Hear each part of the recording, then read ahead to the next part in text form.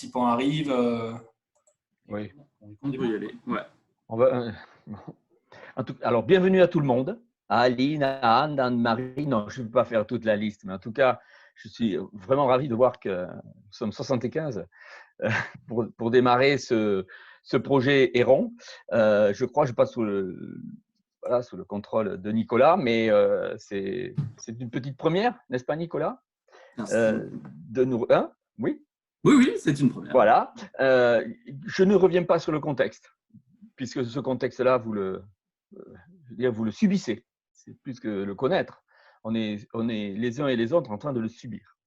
Et donc, on a mis en œuvre ce projet avec Nico et avec le soutien de notre expert sur le fait que il y a un accompagnement qui nous semblait indispensable à apporter auprès de chacun d'entre vous dans ce qui est, je ne dis pas une mission de sauvetage, mais ça peut y ressembler dans un certain cas. Mais comment faire en sorte que les uns et les autres, on arrive à passer ce ressac et comment on arrive, si on le peut, à perdurer dans cette économie-là.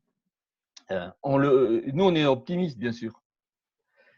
Mais on sait que ça passera par un changement de paradigme. Je mets ça au pluriel, Mathieu.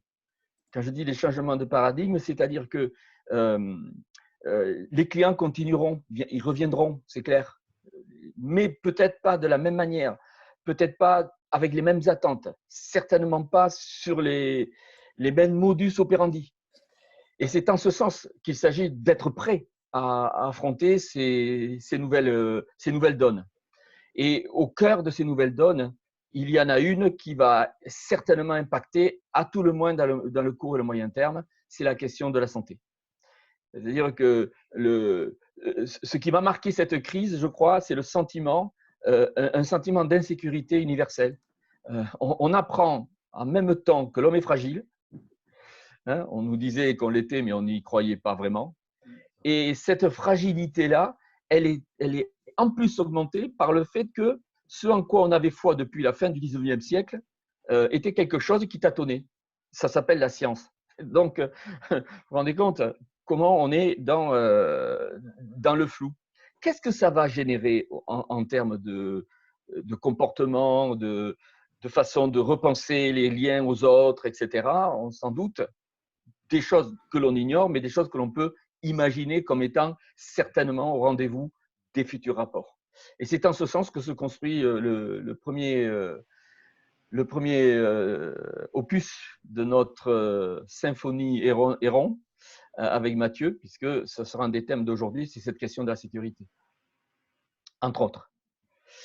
Voilà, je ne veux pas être plus long, mais ce que je voulais vous dire, c'est que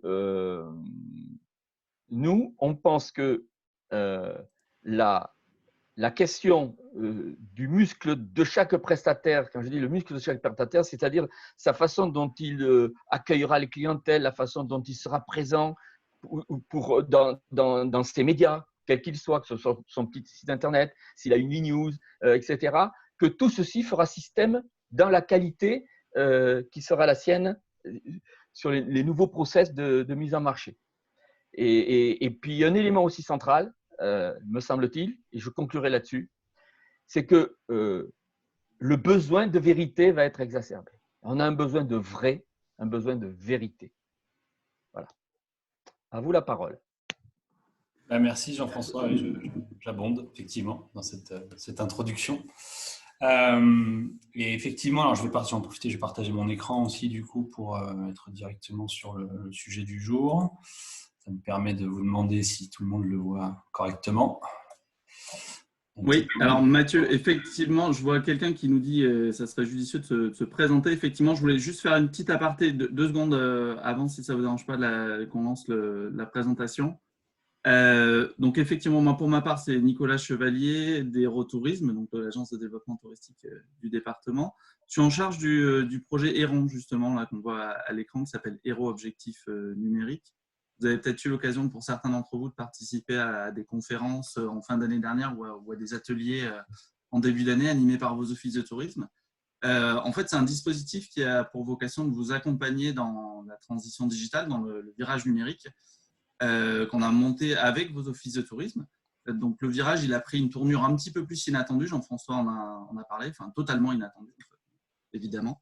Donc, on a repositionné ce dispositif-là, essayé de reconstruire quelque chose de différent avec vos offices de tourisme.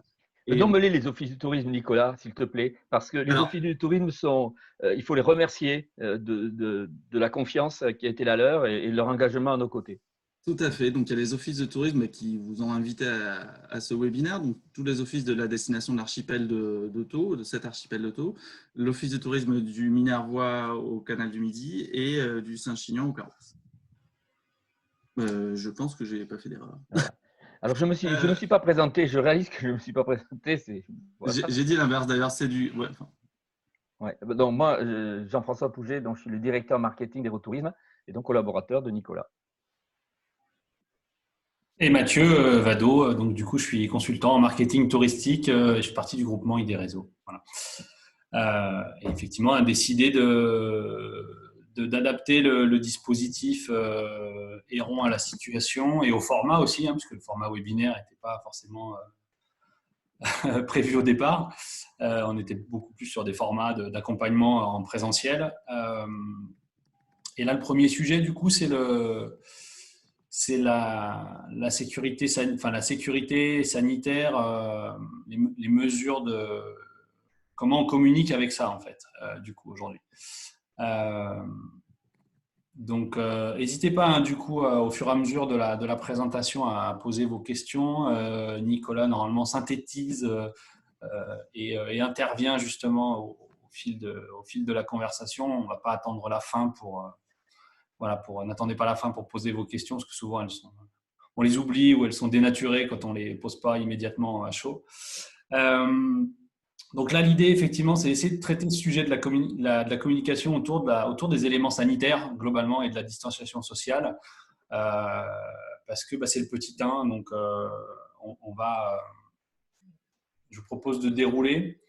Donc d'un point de vue technique, voilà, je rappelle du coup utiliser le module converser pour poser vos questions et on essaiera d'y répondre.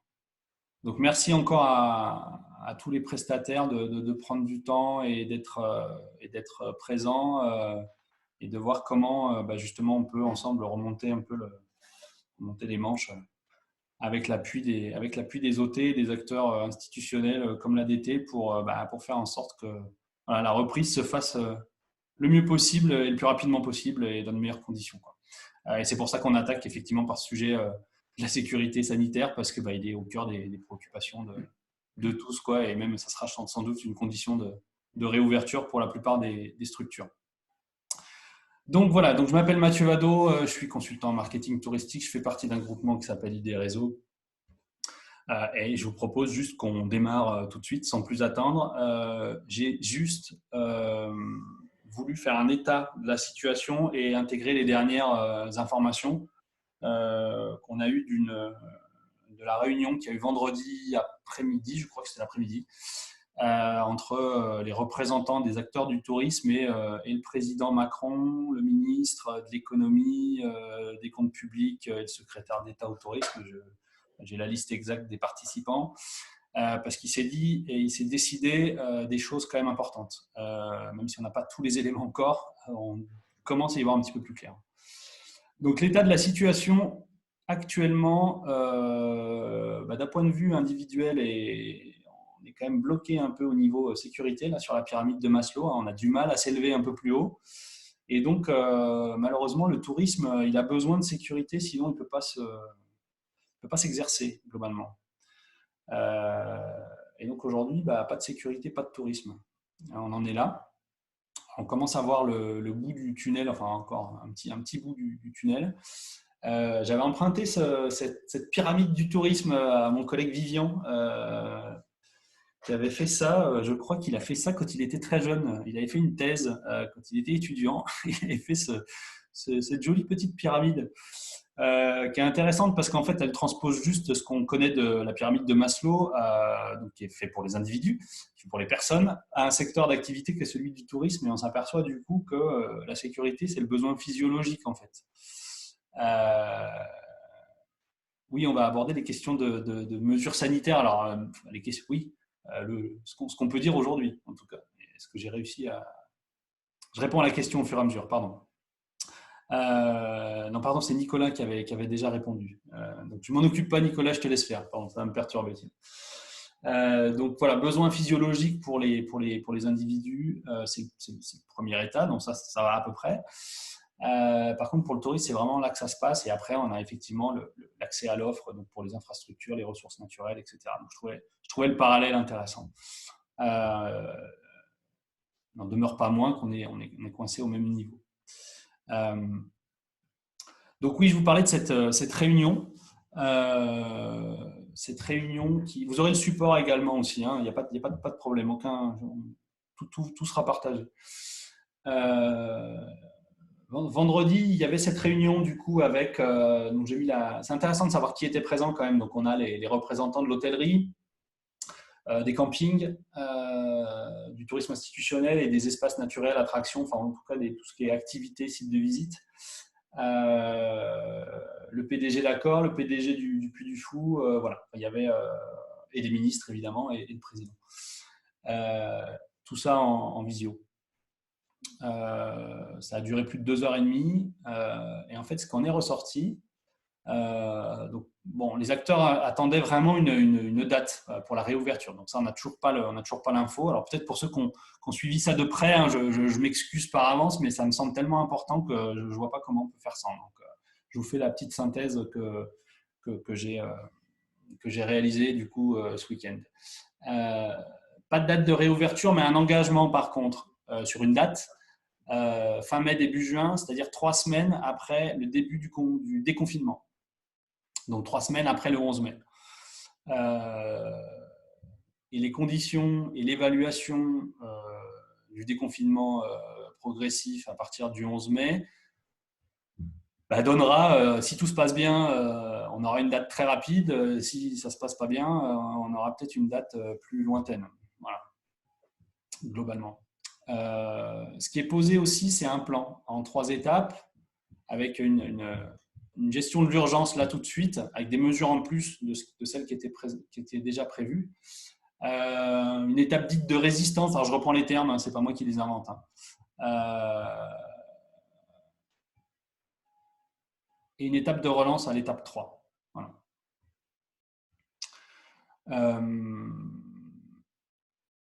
L'étape 1, en plus des mesures actuelles, donc il y a eu des choses quand même importantes. Hein. C'est acter l'exonération des cotisations sociales du mois de mars au mois de juin. C'est-à-dire à partir du moment où l'État vous demande de fermer, il ne réclame pas de charges sociales. C'est quand même la moindre des courtoisies, mais quand même, à mon avis, un point important. Exonération de la taxe de séjour forfaitaire pour les hébergements. Alors ça, c'est sous contrainte des collectivités, mais l'État met en gros en demeure les collectivités de ne pas de faire une exonération au moins partielle, en tout cas pour cette partie-là, de la taxe de séjour. Voilà. Ça ne représente pas forcément des montants énormes, mais voilà, en tout cas, ça c'est acté. Une réduction de la CFE, donc la contribution foncière des entreprises, à hauteur de 50%. C'est pareil, ce n'est pas l'État qui gère ça, donc il l'impose. Il le conseille, il l'oriente. Report des échéances bancaires de 6 mois sans intérêt. Pression sur les assurances. Ouais, c'est clair que les assurances ne jouent pas le jeu là du tout. Hein, sur la perte d'exploitation, ils ne sont pas du tout à la hauteur de ce qui se passe. Donc à chaque fois qu'il y a un risque d'épidémie, en tout cas, pas forcément de pandémie, parce qu'ils jouent sur les mots, hein, c'est-à-dire il y a un risque d'épidémie, tu es couvert, oui, mais là c'est une pandémie. Ah oui, donc là ça ne marche pas. Donc ça va être la plus compliquée pour les assurances, à mon avis, à jouer là-dessus. Annulation des loyers du domaine public, donc ça c'est fort aussi, hein, c'est-à-dire que pour toutes les entreprises qui travaillaient avec des baux auprès des collectivités ou de l'État, hein, donc annulation des loyers pendant cette période-là. Pression sur les bailleurs, voilà, donc ça c'est plus compliqué à mettre en œuvre, mais il y a une demande d'exécution de l'exonération de 3 mois de loyer pour les petites entreprises qui avait été prononcée par la Fédération des bailleurs. Alors après, c'est des privés hein, qui sont derrière, donc c'est toujours plus compliqué, mais en tout cas, il y a une forte pression là-dessus. Voilà. Juste, pardon, excuse-moi Mathieu, tant qu'on était sur les questions de réouverture, il y avait des questions par rapport au terme. Là, on est bien d'accord qu'on parle des hébergements, des restaurants, enfin des professionnels du tourisme. Après, sur la réouverture des termes, pas d'informations. Là, honnêtement, non, je peux même pas. On peut même pas dire pour les sites touristiques, pour les restaurants, alors les hôtels concrètement sont pas fermés en fait, hein, mais oui. On leur empêche d'avoir accès à la clientèle touristique. Donc, mais non, j'en ai aucune idée. J'en ai aucune idée, bien sûr. Ouais. Et les termes sont un truc très particulier, quoi. C'est-à-dire qu'effectivement, je pense à Ballaruc, qui vu les mesures. Enfin, là, ça sera à mon avis du cas par cas. Je ne sais pas. Donc, oui, a priori, j'ai regardé dans les participants. Je ne vois pas Pierre ou s'il y a quelqu'un de l'office de Ballaruc qui veut s'exprimer, qui a plus d'informations sur la conversation, n'hésitez pas. Mais je pense que vu les enjeux et le côté fédéré, en tout cas des stations thermales, c'est quelque chose qu'ils vont gérer collectivement et voilà, je pense qu'ils auront les réponses. La date de référence de la chaîne thermale du Soleil, c'est le 13 juillet. Donc, rien avant le 13 juillet. Mais là, ça date de fin de la semaine dernière. D'accord. La chaîne thermale du Soleil. Hein.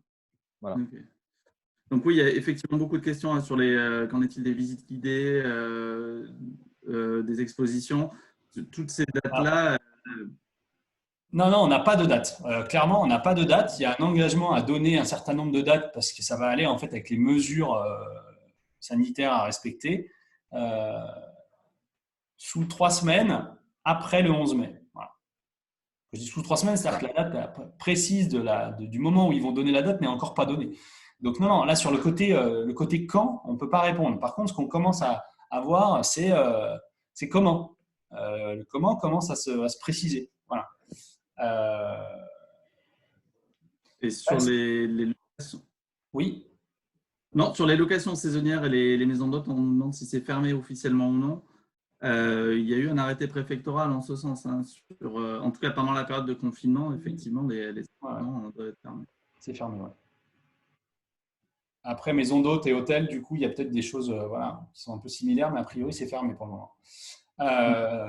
Étape 2, donc là, c'est en fait l'étape 2, globalement, c'est à partir de la réouverture. Donc, la date est incertaine, mais enfin, on commence à voir la période. L'étape 2, et là, il ressort des choses très importantes. C'est là où il y a le plus d'éléments, je trouve. C'est que ce qu'on sait déjà, c'est que la responsabilité, c'est extrêmement important ça, hein, c'est que la responsabilité des entreprises qui respecteront le protocole sanitaire qui sera validé par le ministère du Travail et de la Santé, et la plupart des filières sont en train d'y travailler, elles seront couvertes, c'est-à-dire qu'elles ne verront pas leur responsabilité pénale engagée en cas de contamination d'un salarié ou d'un client. C'est extrêmement important parce qu'on a des structures qui, juste pour cet aspect-là, enfin juste, c'est pas juste hein, d'ailleurs, c'est par rapport à cet aspect-là, avec des grosses craintes d'ouvrir. C'est-à-dire que si j'ouvre et qu'en plus je me prends un procès parce que je n'ai pas fait un truc non. Donc là, c'est à partir du moment où on respecte le protocole sanitaire qui est imposé à vos différentes filières, on a une obligation de moyens et non pas une obligation de résultat, quoi. C'est quand même hyper important. Voilà. Ouais, je vois beaucoup de questions sur les particularités. Honnêtement, les pros des APN faisaient partie de la réunion. Hein, donc, tout ce qui était activité faisait partie de la réunion. Donc, ils auront des normes, évidemment, qui ne seront pas celles de l'hôtellerie, mais ils auront, à mon avis, un cadre commun qui sera sans doute posé par le syndicat des espaces de loisirs, d'attractions et culturels. En fait. Du coup, le SE, je ne sais plus, je n'arrive plus à le prononcer. Mais, voilà, donc il y aura des règles en tout cas qui vont être édictées et qu'on commence à retrouver hein, d'ailleurs. Hein, il y a des fiches pratiques sur le ministère du Travail pour savoir voilà, comment on procède pour les femmes de chambre, pour les réceptionnistes. Voilà, on a ces éléments-là déjà. Donc ça va arriver au fur et à mesure. Autre point, les entreprises du tourisme ne seront pas contraintes de rouvrir. C'est-à-dire si l'application du protocole sanitaire qui leur est imposé impactent trop leur modèle économique. En d'autres termes, il n'y a aucune rentabilité à ouvrir sous ces conditions-là. Je ne sais pas, on peut penser à des bateaux touristiques où il y a une distanciation sociale et qui fait que du coup, on est obligé de sortir à 15% ou 30% de remplissage et donc du coup, ça paye à peine le carburant. Bon, effectivement, on fait ses calculs et on se dit c'est mort. Donc du coup, elles pourront rester fermées tout en continuant de bénéficier des aides, quoi. Donc c'est un point important. On n'avait pas cette information-là.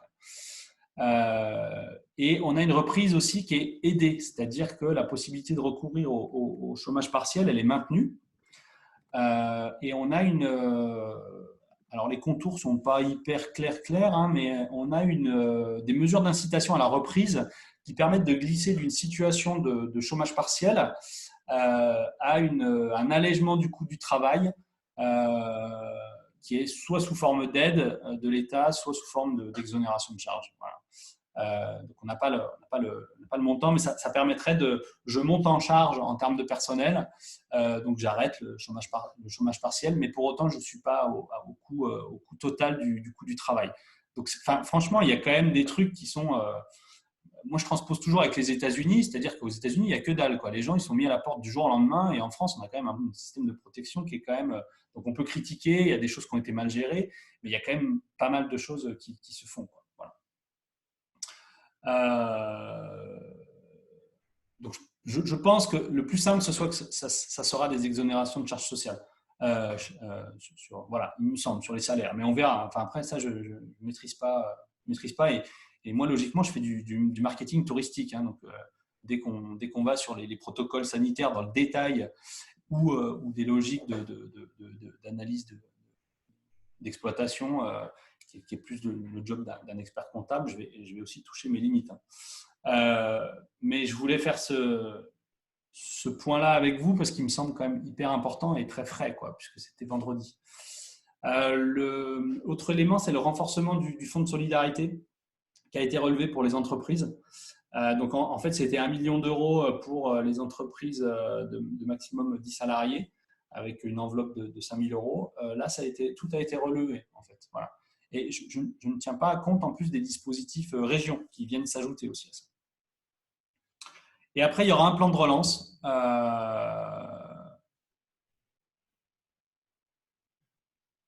Alors, ok, il y a quelqu'un qui se plaint de ce type d'informations. S'ils les ont vues à la télé, c'est très bien. Enfin, alors, j'ai essayé de les synthétiser, tant mieux. Je pense que c'est important. Pardon, hein, c'est terminé. Je vais aller au bout quand même de la démarche. Il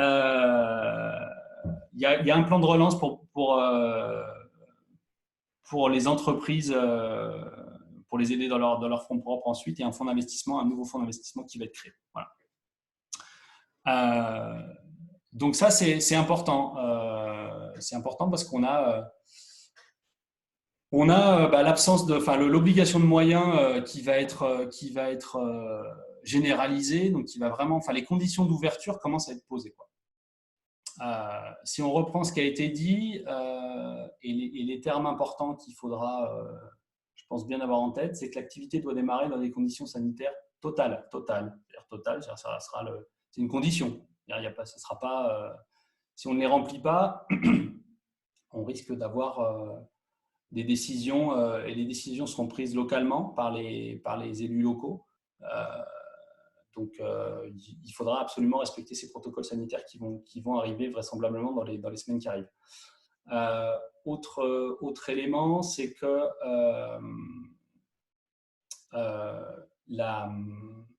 les acteurs de la filière, le calendrier va être posé à partir de fin mai, et il y a un engagement quand même les mesures qu'on vient de voir sont quand même assez fortes. Elles représentent, elles se comptent en milliards. Et il y a une vraie volonté quand même de soutenir la filière, quoi. L'État ne laisse pas tomber le tourisme quand même. Voilà. Même si on peut reprocher le fait de ne pas avoir de date, de ne pas avoir une vision claire encore, on voit quand même des mesures qui sont quand même très concrètes, quoi. Il y a une question concernant aussi si quelqu'un est déclaré positif pendant son séjour, les autres vacanciers seront-ils consignés? A priori, c'est dans les protocoles sanitaires que ça sera… Oui, ça sera dans les protocoles sanitaires. Là, sur les clients, on ne sait pas. Sur le personnel, on commence à y voir clair là-dessus. On va y venir là juste après.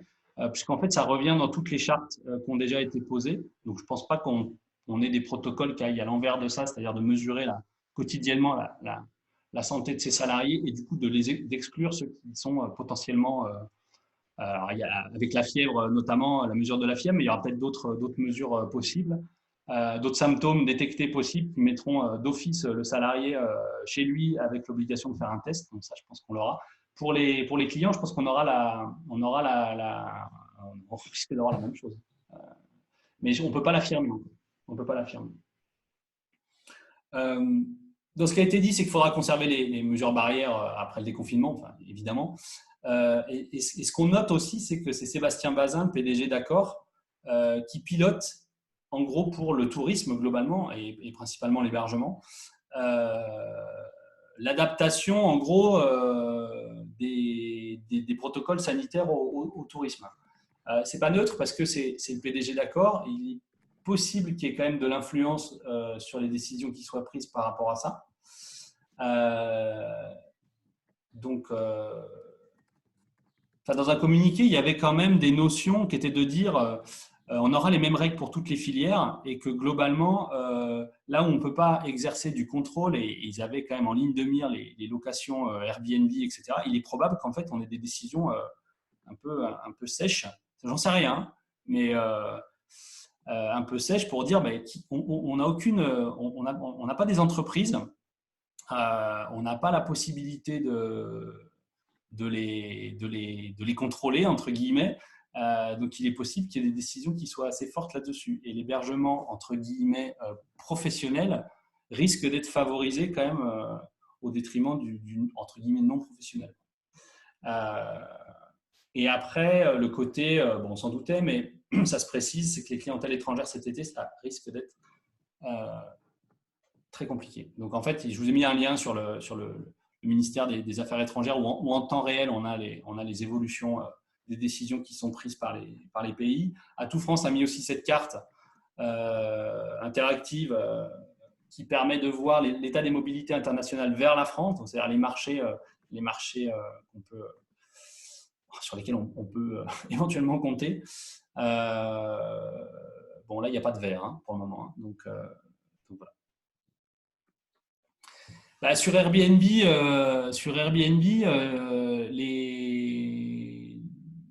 les particuliers qui n'ont pas de statut du tout, qui ne sont pas inscrits en mairie, qui sont un peu hors clou, voire même qui n'ont pas de statut tout court, je sais pas. On a des doutes, quoi. Voilà. On a des doutes sur le fait que du coup ils puissent être sous couvert de, on peut pas vérifier, on n'est pas clair sur la sécurité. Il y aura une interdiction d'ouvrir, quoi. C'est une hypothèse, ça reste juste une hypothèse. Mais venant vous avez des hôteliers à la manœuvre en fait, du coup. Voilà, c'est moi qui dis ça, c'est mon sentiment. Voilà. Excusez, alors juste, j'en profite, pardon. Il y a des questions aussi qui sont sur l'onglet questions-réponses. Pensez bien à les poser sur Converser, s'il vous plaît, ça sera plus simple à gérer. Du coup, j'avais zappé, il y a une question sur la date de réouverture des offices de tourisme. Donc, je sais qu'il y a Lydie dans les participants. Votre directeur, si vous avez des infos, n'hésitez pas à les mettre du coup plutôt dans l'onglet conversation, ça peut répondre. Et les questions sanitaires pour les piscines partagées, donc là pareil, ça rejoint les protocoles d'accueil. On va les avoir dans les protocoles sanitaires et on y vient du coup, mais il y a des choses qui existent déjà, il faut commencer à les regarder et en fait il faut commencer à vraiment poser ce qui a été fait par la plupart des entreprises, mais je pense qu'il faut vraiment aller le plus loin possible dans la description du protocole sanitaire et les mesures de distanciation sociale qu'on est en capacité de prendre au vu des premières règles qu'on voit venir au travers des chartes qui sont déjà publiées ou des labels qui sont déjà existants. J'ai mis une liste complète de ces éléments-là. Enfin, complète. Non, je ne sais pas si elle est complète. En tout cas, j'ai fait le plus de recherches possible. C'est vraiment cette idée-là. C'est-à-dire qu'on va rentrer là dans la phase de déconfinement transitoire vraiment par étapes. Il y a encore plein de choses qu'on ne voit pas. Par contre, ce qui est sûr, c'est qu'il va falloir être extrêmement réactif le jour où on aura les dates d'ouverture. et qu'il faut commencer dès maintenant à se préparer. Donc, c'est-à-dire que poser des scénarios avec les conditions d'accueil possibles en projetant les aspects sanitaires et les mesures de distanciation sociale, le coût de ces mesures et l'impact que ça a sur le taux d'occupation, c'est hyper important. Ouais, pour les lieux d'exposition, pour tout le monde en fait, hein, pour les restaurants, pour les hébergeurs, enfin finalement à peu près pour tout le monde, puisque le contour des règles, on commence tous à le voir en fait globalement.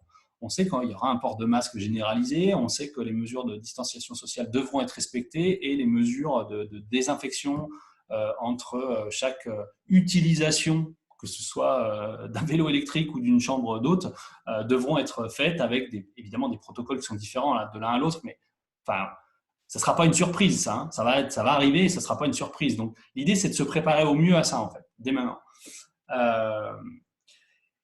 Et aussi d'avoir cette logique, en fait, de dire, OK, les conditions d'accueil, en revenant sur l'ensemble du parcours client, les clientèles qu'on peut viser. Donc là, visiblement, il y a eu une information qui a fuité un peu hier, comme quoi, globalement, il n'y aurait pas de déconfinement a priori par région. Enfin, en tout cas, le conseil scientifique n'était pas opposé à ça, du coup. Donc, c'est plutôt tant mieux. C'est-à-dire qu'on peut compter sur une clientèle normalement nationale et française, ce qui serait mieux qu'une clientèle que régionale, même si on sait qu'elle sera très forte, la proximité est locale. Mais on est dans des zones qui sont très attractives. Donc, si on peut compter aussi sur les Hauts-de-France et la région parisienne, ça peut être quand même un peu mieux pour le tourisme. Donc, on n'a pas de certitude encore là-dessus, hein, mais voilà, ça permet de faire des scénarios. Et les services qu'on peut offrir pour répondre au mieux à ces attentes, qui sera un des webinaires qu'on proposera aussi, c'est comment adapter son offre à cette situation-là. Et la rentabilité, du coup, in fine. Et de se dire, là, prendre une décision en fonction des différents scénarios sur, dans ces conditions-là, OK, les experts comptables, là, ils sont là pour ça aussi. Hein. Enfin, votre comptable ou votre expert comptable, il peut aussi vous aider là-dessus, bien évidemment. Mais essayer de projeter ces scénarios-là, c'est pas facile. Hein. Clairement, c'est pas facile, mais c'est hyper important. Et en fait, pour aller au bout de ces scénarios-là, il faut vraiment aller au bout de la démarche de protocole sanitaire et de distanciation sociale et de voir comment ça impacte les taux d'occupation et comment ça impacte les coûts. Voilà. Après, effectivement… Jean-François, pardon, le micro. Oui, voilà. Juste voilà, une remarque sur la question de la réouverture des offices du tourisme. J'ai expliqué tout à l'heure, ou j'imaginais plutôt comment les comportements allaient se reconstruire. Les gens auront passé du temps à faire la queue, à avoir des masques, à attendre, etc. Et en même temps, ils auront pris un maximum d'informations sur le web. Vous savez, ça explose, hein, la prise en main de tous les outils du numérique. Est-ce que après le déconfinement, est-ce que un office du tourisme pourra faire vivre autre chose que ce qu'ils ont vécu en faisant la queue dans leur boulangerie ou ailleurs, et ne resteront-ils pas sur ces premières pratiques qui ont été des pratiques numériques? Donc, je me demande si la vraie réflexion, c'est comment occuper au mieux cet espace numérique en matière d'information avant de miser sur un espace physique dont on ne sait pas comment il sera à la fois proposé, mais en même temps, comment il peut être perçu. Et sur les offices de tourisme, là, ce qu'il faut retenir, c'est qu'aujourd'hui, ils ne sont pas à l'arrêt, en fait. Hein. C'est simplement l'accueil physique qui a été… Voilà, c'est ça. C'est ce que je voulais dire. Mais voilà, ils continuent les accueils téléphoniques, la réponse aux mails, l'animation de… Mais c'est certainement sur ce champ-là qu'il s'agit de bien travailler. Ouais, et ça fonctionne toujours aujourd'hui. Ouais, je suis pour… L'enjeu de transposer le conseiller en séjour sur le web n'a jamais été aussi important que maintenant, je pense. Ouais. C'est certain. Du coup, la première des démarches avant de parler de la communication, parce que communiquer sur ces mesures sanitaires veut dire je suis au clair sur mes mesures sanitaires. Or, c'est impossible d'être au clair sur ces mesures sanitaires aujourd'hui. En revanche, on peut quand même se préparer et du coup quand même communiquer sur ce qu'on est en train de faire, sur ce sur quoi on réfléchit, ce qu'on va d'ores et déjà faire parce qu'on sait qu'on peut le faire, et avec toutes les nuances évidemment qui s'imposent. Mais communiquer sur ces mesures sanitaires, si on n'y a pas profondément réfléchi, c'est juste impossible. Donc en fait, l'idée, c'est vraiment d'imaginer les mesures que vous pouvez mettre en place d'ores et déjà, quoi. Voilà, donc slide de ressources après, mais vous avez, on a parlé du GNI en fait, qui a des fiches très bien faites, effectivement, pour l'hôtellerie. Les professions fédérées, syndicalisées, du point de vue professionnel, je parle, sont effectivement les mieux armés. La FNHPA travaille beaucoup aussi pour la partie camping. Et effectivement, tout ce qui est prestataire d'activité, site touristique, il y a des choses, mais on sent que c'est un peu plus disparate, c'est un peu moins bien cadré, quoi. Mais ça va venir de toute façon. Ce qu'il faut comprendre, en fait, globalement, c'est en analysant les chartes qui existent, qui ont été faites par des privés. J'avais beaucoup regardé aussi le label SG Clean de Singapour pour les hôtels, notamment, enfin pour les hébergements. Il y a une charte qui a été faite aussi par camping.com. Il y a le listing aussi d'Airbnb sur les bonnes pratiques. Et puis les fiches qu'on peut trouver sur le site du ministère du Travail et la documentation aussi, tout le benchmark qu'a fait Atout France globalement là-dessus. Vous verrez tout ça après. Mais globalement, ce qu'on remarque et ce qui devrait être dans les protocoles sanitaires imposés, c'est d'un côté les mesures pour vos salariés, de l'autre les mesures pour les clients, et une approche qui n'est pas une approche globale, c'est-à-dire une approche qui est par zone, par point de contact ou point de parcours du parcours client globalement. On ne pourra pas annoncer sur une page, voilà, globalement dans ma structure je fais ça. Non, ça va être, tu fais quoi sur le check-in, le ménage de la chambre c'est comment, les parties communes c'est comment, la piscine qui a été évoquée, comment c'est géré, etc. Donc, et pareil, voilà, je vois la visite dans les grottes. La visite dans les grottes, distanciation sociale énorme, et après procédure de sanitaire, quoi, protocole sanitaire de désinfection, et je pense équipement des salariés, c'est une évidence, mais sans doute peut-être équipement ou préalable de venir équiper pour les clients. Ça sera, à mon avis, même pas discutable, quoi. Donc j'ai essayé de lister quelques points, mais franchement ça a juste valeur de cadre, en fait, de réflexion, parce que chacun doit se l'approprier, en fait, cette démarche-là, quoi. Mais il est important pour vos équipes de définir les mesures quotidiennes pour vérifier la santé des salariés. Donc aujourd'hui, la mesure qui est mise en place dans les grandes entreprises, qu'on voit un peu partout, c'est la prise de température avec un thermomètre à distance, à distance, avec un peu de distanciation sociale malgré tout, tous les matins. Et le cas échéant, si y a de la fièvre, rentre chez toi, fais un test et tu nous dis après, quoi. Voilà, je pense que ceux qui ont des salariés seront soumis à ça, c'est une évidence, quoi. Et après, le plus lourd, ça va être ça. Ça va être de détailler les mesures d'hygiène mises en place par poste de travail, par zone, s'ils sont mobiles du coup. Et donc de définir un plan de circulation aussi pour le côté distanciation sociale, peut-être avec des horaires différenciés pour le personnel, quoi. Donc ça, c'est assez long. Fournir le matériel nécessaire, c'est un vrai problème aussi, parce qu'il y a pénurie de certains produits. Pour les mesures d'hygiène, donc ça passe évidemment par les masques, les gants et ces éléments-là, mais aussi les produits désinfectants. Il faut déjà commencer à l'anticiper. Alors on voit souvent désigner un référent sécurité. Bon, c'est possible. Il faut se poser la question. C'est pas une question fondamentale, globalement, mais il est possible que ça soit demandé et surtout de consigner tout ça par écrit, parce qu'on vous demandera d'en informer vos salariés, d'en informer vos clients. Et cette base-là écrite permettra aussi, en partie, j'entends, parce que là on est limite sur un référentiel qualité, quoi. De faire l'information, en tout cas la communication sur vos supports de communication à destination de vos clients. Donc ça fera double emploi. Mais en fait, j'ai dit, il faut vraiment commencer à les imaginer, commencer à les écrire, commencer à les poser, même si on n'a pas tous les éléments, parce que c'est extrêmement long, en fait. On parle de procédures qui sont quand même très lourdes, quoi. Et donc, si vous avez juste une semaine ou 2 semaines pour les mettre en œuvre, les réfléchir et les mettre en œuvre, ça va être très compliqué. Surtout que vous ne pourrez pas faire et ça, et du marketing, et vous préparer à la réouverture. C'est un peu ça qui m'inquiète, en fait. C'est-à-dire qu'il faut, à mon avis, vraiment… Alors, ça a été fait. Ça a été fait dans la réflexion. La plupart des entreprises que j'ai eues, avec qui on a discuté, bien sûr que ça a été fait. Par contre, celles qui l'ont vraiment détaillé, posé par écrit, sur un fichier Excel, avec toutes les étapes, par poste, là, c'est beaucoup plus rare déjà. Et je pense que ce n'est pas parce qu'on n'a pas tous les éléments qu'il ne faut pas commencer à le faire. C'est mon avis. Peut-être tu peux me tromper.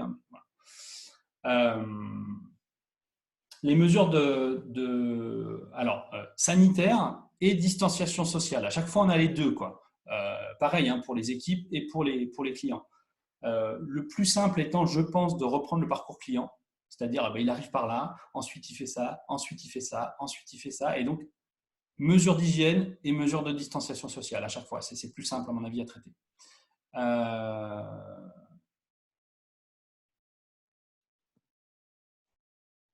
Donc, pareil, on reprend aussi ce qu'on a posé pour les salariés, on le met au prisme du client et on complète et on ajuste les deux, en fait. Hein, les deux sont liés, c'est pour ça que je les ai mis en orange, parce que pour moi, il y a ce document de travail, là, par le prisme des équipes et par le prisme du client, on arrive à faire bien le tour de la question. Voilà. Jean-François, tu voulais préciser Oui, je voudrais juste une question. Souvent, on vient chercher de la documentation. On prend une carte, hein, on prend un petit guide, etc.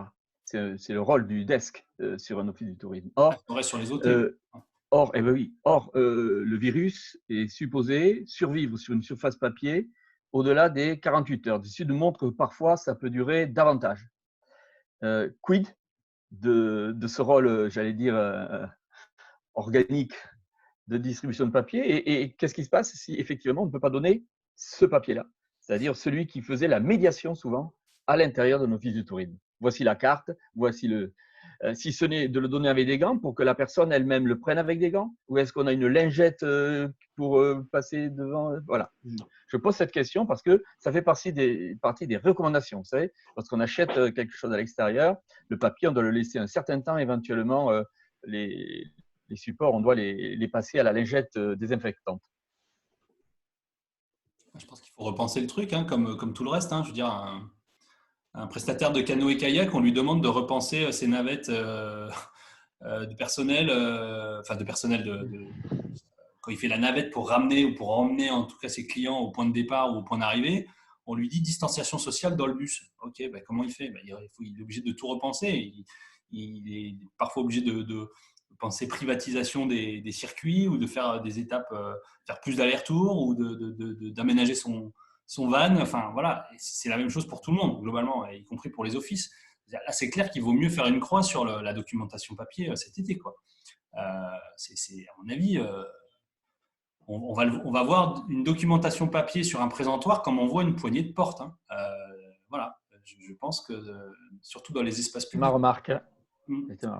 Mais il reste l'affichage dynamique. Pour ceux qui l'avaient entamé, du coup, on peut aller encore beaucoup plus loin. Donc, c'est les écrans dans les hébergements, dans les lieux publics, etc., organisés par l'Office de tourisme. Et puis après, il y a le site de destination, il y a et l'idée de transposer le conseil en séjour sur le web, quoi. Et chacun le consultera avec son smartphone. Et pas effectivement des bornes ou des tablettes à disposition où on transpose exactement. C'est même pire sur le verre. Hein. Si on veut être très technique, ça reste encore plus longtemps sur le verre que sur le papier. Hein. Donc non, les bornes, non, désolé. Je suis très cash, mais là, à mon avis, il faut arrêter de s'accrocher à des trucs d'avant. Enfin, là, c'est plus possible. Ça reviendra, le papier. Je pense qu'on en aura forcément besoin à un moment, et tant mieux, et j'espère, parce qu'il est utile en ces jours. Mais là, à court terme, ça ne marche pas. Ça pose la question aussi pour tous les prestataires d'activité de leur promotion. On en a qui étaient très peu équipés sur des sites internet, ou qui étaient un peu un Google My Business et point barre, et le reste c'est de la diffusion de flyers en saison. Il faut repenser les choses là. Elle est très dure cette période-là pour ça, parce que voilà. Par contre, il ne faut pas se méprendre. Et je suis peut-être un peu sec, je suis désolé, mais il ne faut pas se méprendre. Les aspects sanitaires et les aspects de distanciation sociale, ça ne sera pas une option. Ça sera imposé à tout le monde, quoi. Ça, c'est clair et net. On en est sûr et certain. La manière, on ne l'a pas exactement, mais il y a certaines choses qu'on sait, quoi. Voilà, donc j'ai mis après attention à bien distinguer aussi les mesures par espace dans une logique du parcours client. Alors, on est plutôt dans une logique d'hébergement, là, dans mon exemple, mais accueil, check-in, réservation obligatoire. Pas de paiement du solde sur place. On évite le chèque, la transmission de ce genre de choses. Si on doit faire de la caution, il y a des cautions, il y a des outils pour faire de la caution en ligne. On peut le faire avec son système d'encaissement s'il est assez costaud, et sinon, il y a des outils comme, je sais pas, il y avait Sweetly, il y en a d'autres. Mais il va falloir repenser. C'est des horaires décalés aussi pour le check-in. Là, tout le monde arrive en même temps le samedi. Non, on ne peut pas faire ça, quoi. Déjà, ce n'était pas très bon d'un point de vue client avant, mais là, avec les mesures d'hygiène et de distanciation sociale, ça ne va pas fonctionner. Donc, effectivement, quand on est un gros camping, les mesures qui s'imposent à nous sont effectivement énormes par rapport à un gîte, où là, globalement, ça va être assez facile pour les gîtes, en espérant qu'il n'y ait pas d'entrave qui soit posée au niveau de la fiabilité et des mesures sanitaires qu'ils peuvent mettre en place, qu'ils ne soient pas en défiance par rapport à ça, mais enfin, que l'État ne soit pas en défiance par rapport à ça. Il y a une question sur la période de jachère entre deux clients. Vous avez évoqué 24 heures. Est-ce qu'il y avait d'autres… Oui. Alors, dans les protocoles, on a la période de jachère entre deux clients. Alors, 24 heures, c'est beaucoup, hein. Par contre, c'est assez fiable. À chaque fois, il y a aéré. Donc, il y a toujours une période où j'aère et des protocoles très stricts aussi pour le ménage. Donc, ça, ce qui est intéressant, alors je vais aller directement là-dessus. On a par exemple le ministère du Travail qui a donné les éléments de précaution à prendre pour le personnel. Hein. C'est côté personnel, pas côté client, mais pour les femmes de chambre. Mais ça en dit long quand même sur les protocoles sanitaires qui sont derrière. Pour les hôtels, j'ai regardé, il y a une note qui est sortie aussi, j'aurais pu la mettre, mais bon, de protocoles sanitaires pour les hôtels qui accueillent les patients malades du Covid-19. Les protocoles de ménage, évidemment, là, on sait qu'on a des gens qui sont contaminés. Donc, et il y a 3 heures, là, en l'occurrence, de jachère entre minimum pour les chambres, avec le fait d'aérer. Et par contre, tout est désinfecté. Hein. Tout est désinfecté. Donc, non, c'est sûr que ça ne fait pas rêver. Hein. Le monde d'après, là, il n'est pas drôle. Hein. Mais si on veut de l'activité touristique cet été, globalement, il faut se plier à toutes ces contraintes-là. Voilà.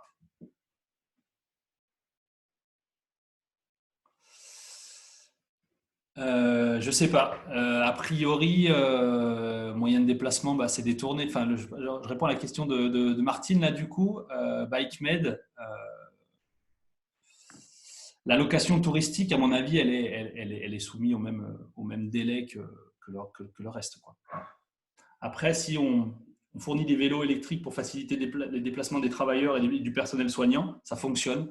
Je suis intervenu dans un webinaire avec le responsable du réseau de Segway Mobile Born, en fait, du coup, qui avait un modèle économique justement basé sur la faciliter les déplacements des personnels soignants, notamment, mais aussi des travailleurs, ceux qui font tourner le pays, et ça fonctionnait. Donc, voilà, mais on est sur de la location sèche, quoi, pas de la location encadrée, et on n'est pas dans le tourisme.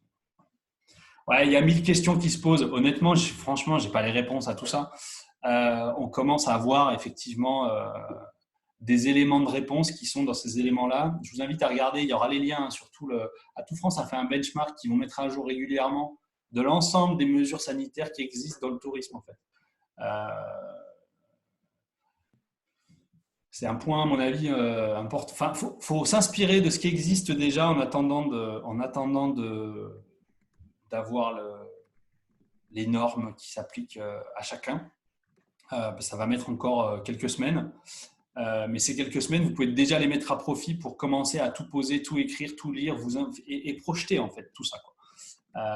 Parce que ça va être très lourd à mettre en place. Ceux qui sont dans l'attente, franchement, j'ai peur quoi, du coup de ça parce qu'il va falloir tout faire d'un coup et avec une date de réouverture qui sera peut-être 2 semaines après. Je veux dire, ça va être la folie. Quoi. À mon avis, il vaut mieux l'anticiper et l'anticiper permet de communiquer en fait dessus. Voilà. Et c'est la partie sur laquelle on va aller tout de suite du coup.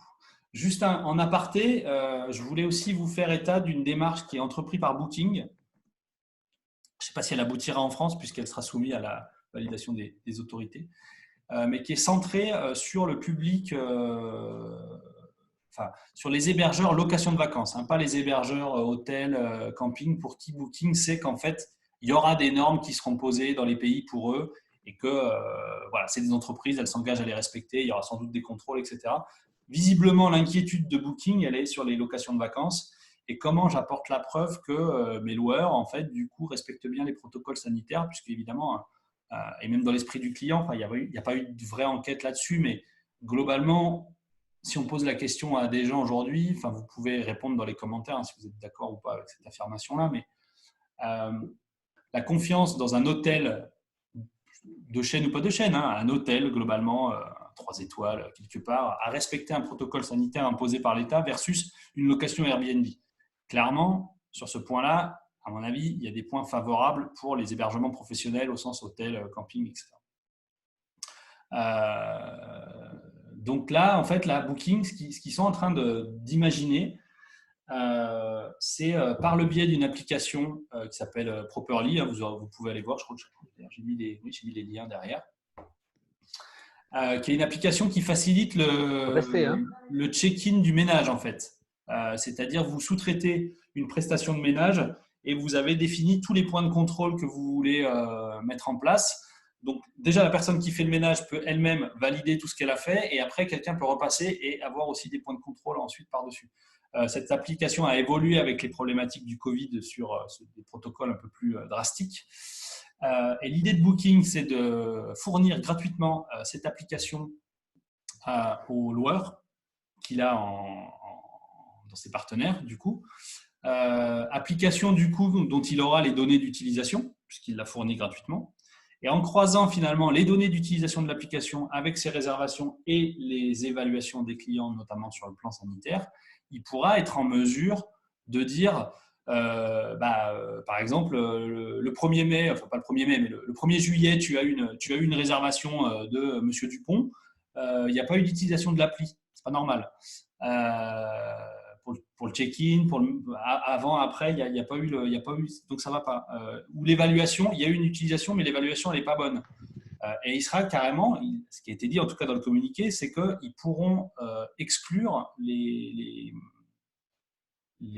loueurs qui ne feront pas ce qu'il faut. Voilà. Exclure. C'est la première fois qu'on a vraiment ce truc-là. Généralement, on est un mauvais élève sur Booking, on va en queue du classement et ça s'arrête là, quoi. Là, non. Là, c'est carrément sorti du listing.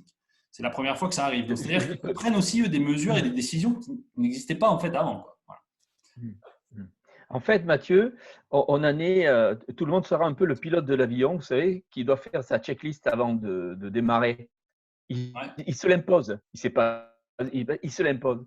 Et ma question est, faudra-t-il que chaque professionnel, alors les marques pourront travailler de manière, je dirais, massifiée, mais les professionnels indépendants ne devraient-ils pas avoir cette fameuse checklist, c'est-à-dire poignée de porte à telle heure, enfin, j'en sais rien. Ah si, mais ça va. Affiché vraiment en grand. Vous voyez, une sorte de nouvelle façon de rentrer dans son gîte, dans sa chambre d'hôte. Ça a été annoncé, ça a été annoncé. Oui. Le protocole, mais ce sera obligatoire. Oui. Il sera obligatoirement affiché. Oui, je crois bien. En tout cas, ça a été annoncé comme ça. Ouais. Donc là, tant que ce n'est pas posé et mis sur la table par le ministère du Travail et de la Santé, je ne peux pas dire ça sera comme ça. Mais clairement, ça s'annonce comme ça, quoi. C'est pour ça qu'il faut l'écrire, en fait. Vraiment, il faut aller au-delà de la réflexion. Il faut le poser, quoi. Voilà. C'était vraiment le message que je voulais quand même donner, quoi. D'accord. Quid des LMNP? Qu'est-ce que c'est les LMNP? Ce sont les loueurs en meublé non professionnels. Ah voilà, c'est ça, ok, ouais. Alors, s'ils sont autorisés du coup à ouvrir et qu'ils respectent c'est ce qui a été dit vendredi, s'ils respectent les normes qui leur sont imposées, ils auront une obligation de moyens. Donc en fait, voilà, ils ne sont pas pénalement responsables de la contraction d'un virus. Voilà. Mais voilà, c'est ce qui a été évoqué pour que du coup l'activité aussi reprenne, quoi. C'est-à-dire qu'il y a un moment, si tout le monde est flippé parce qu'on peut pas, on a la peur de prendre un procès derrière, ben voilà, non. Là, par contre, il faudra faire exactement respecter le protocole sanitaire, c'est ça. Ça répond précisément à la question.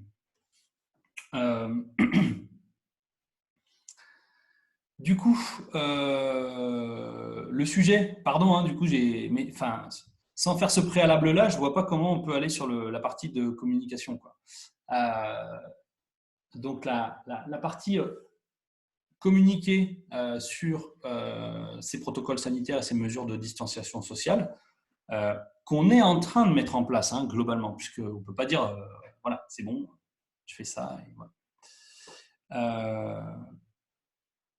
Pour les villages vacances, location simple, la réouverture sera aussi annoncée fin mai. Oui, ça sera je pense début juin, fin mai, début juin, c'est ce qui a été annoncé. En fait, ils laissent 3 mois après le déconfinement le début du déconfinement, c'est-à-dire le 11 mai.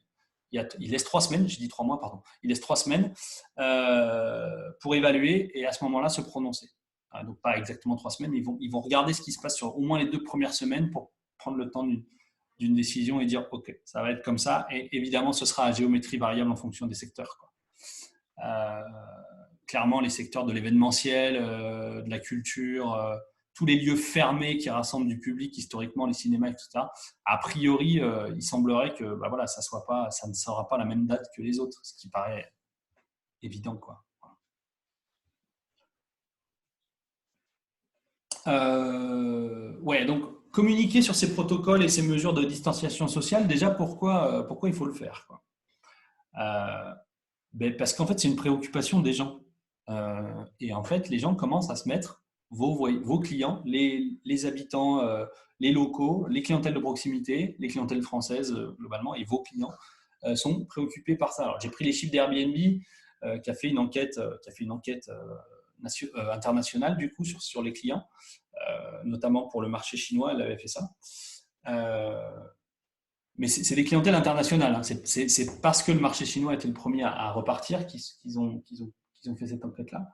Bon, c'est sans appel, quoi. 97% des voyageurs, alors même si on n'en prend que 80, c'est juste la quasi-totalité, déclarent fixer comme choix premier la sécurité sanitaire offerte par le logement dans lequel ils iront séjourner. C'est une vraie grosse problématique des clients, bien évidemment.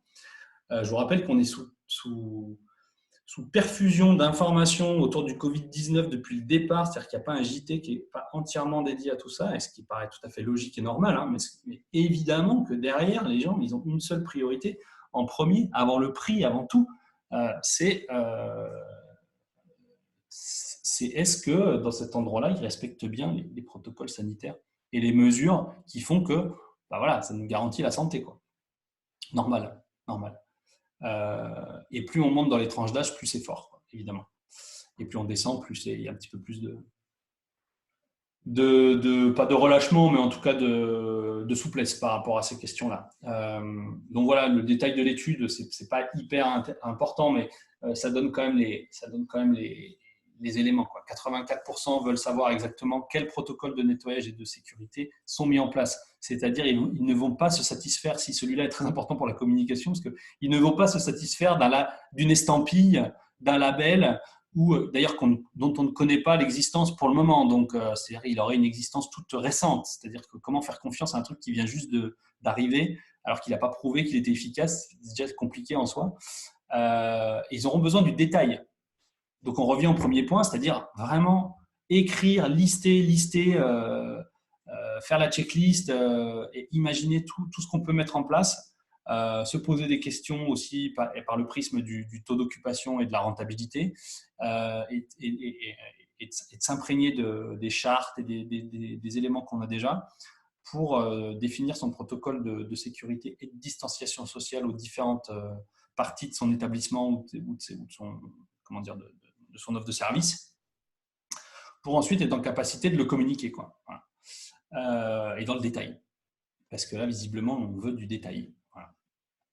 Donc, ils seront attentifs à la propreté, bien évidemment, et très attentifs aux évaluations des clients sur ce sujet-là. Voilà. Alors, j'ai tout mis ici, en fait. Vous aurez le support. Je l'envoie à Nicolas juste après, qui vous l'enverra, du coup. Enfin, vos offices de tourisme, du coup, vous l'enverront. Voilà, le truc à tout France, il est là. Voilà, il est ici. Et en fait, vous tapez benchmark mesures sanitaires à tout France sur Google, vous allez tomber dessus, je pense, immédiatement. Et 53%, donc là, on baisse en pourcentage, mais c'est quand même presque la moitié, attendent qu'on leur fournisse du matériel. Sous-entendu, il y en a au moins la moitié qui se disent « Non, mais c'est bon, on sera grand et on viendra aussi avec notre équipement ». Donc, l'idée, ce n'est pas de prévoir, je pense, parce qu'on a eu beaucoup cette discussion-là avec les prestataires d'activité, ce n'est pas de prévoir un masque pour chaque client. De toute façon, ça va être, à mon avis, très compliqué.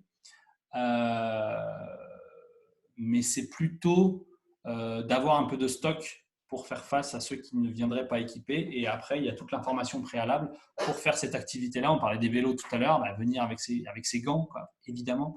Et puis, au pire, on a des gants pour eux qui sont désinfectés tout le temps, etc. etc. Enfin, voilà. Les canoës et kayaks, aujourd'hui, tout ce qui était gilet, pagaie, combinaison, etc., était déjà désinfecté à chaque fois, quoi.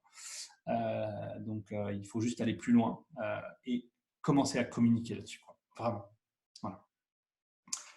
Voilà. Donc, voilà, on est toujours dans le pourquoi. Pourquoi on communique? Parce qu'en fait, on sait que ça va repartir quand même. C'est-à-dire que là, le confinement donne juste envie de pratiquer des activités de loisirs, de partir en vacances. Enfin voilà, on a juste plein de d'autres, tout ça, quoi. Donc oui, il y a la crainte.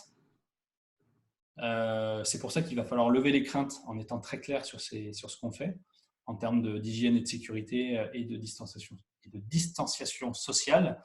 Pourtant, je le dis souvent en ce moment, mais j'ai un peu du mal, hein, ça accroche. Et quand on voit la consommation, les projections de consommation, donc c'est une étude qui est assez fiable quand même, qui a été faite là récemment. La plupart des gens, 53%, disent non, je vais consommer comme avant. Il y en a même 25% qui disent je vais consommer encore plus qu'avant parce que là, j'en ai marre. Voilà.